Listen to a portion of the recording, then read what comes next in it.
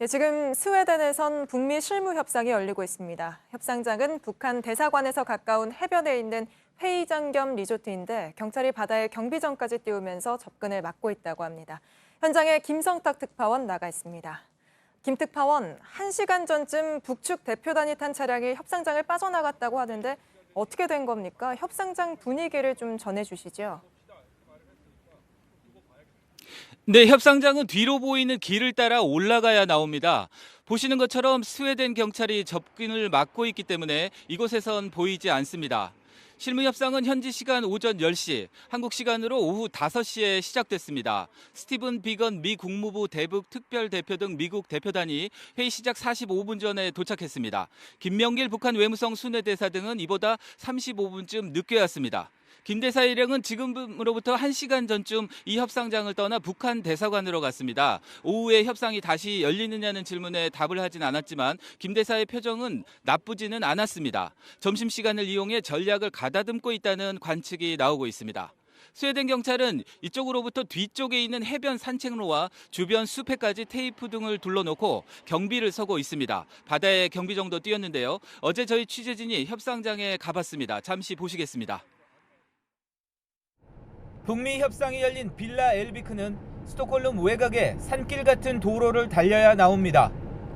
호텔과 회의장 등 건물 여러 채가 있습니다. 야산으로 둘러싸여 있어 접근이 쉽지 않습니다. 이곳은 북한 대사관으로부터 약 6km 떨어진 한적한 바닷가에 있는 곳입니다. 지난 1월에는 산속 휴양지에서 협상을 했는데요. 이번에도 인적이 드물고 언론에 노출되기 어려운 곳을 고른 것으로 보입니다.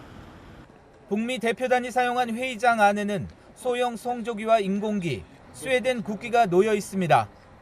회의장에서는 큰 유리창을 통해 바다가 훤히 내려다 보입니다. 앞바다로 크루즈도 지나갑니다. 예, 오늘 현장에서 북한이나 미국 쪽에서 나온 반응도 있었습니까? 네, 김명길 대사는 오늘 오전 북한 대사관을 떠나면서 짧은 대답을 했는데요. 여유로운 표정이었습니다. 잠시 보시겠습니다. 대사님, 오늘 협상 잘 풀릴 거라고 보십니까? 오늘 미국 측이 어떤 조건을 기대하고 계십니까? 한 말씀 해주시죠. 두고 봅시다.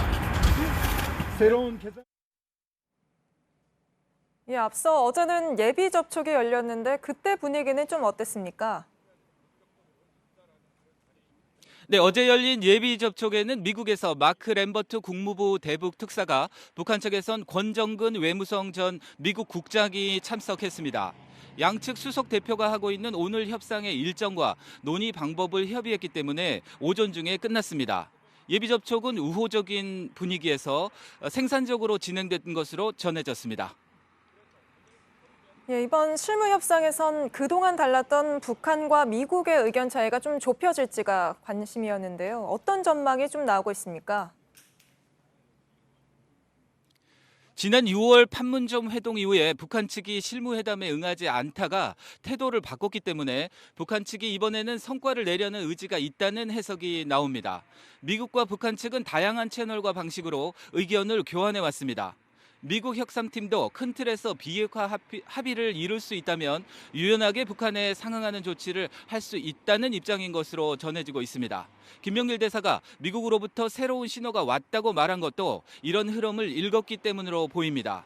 북한의 핵 폐기 규모와 이에 따른 미국의 제대 완화, 이런 문제를 놓고 오늘 협상에서 합의점이 찾아질지 주목됩니다. 예, 지금까지 스웨덴에서 김성탁 특파원이었습니다.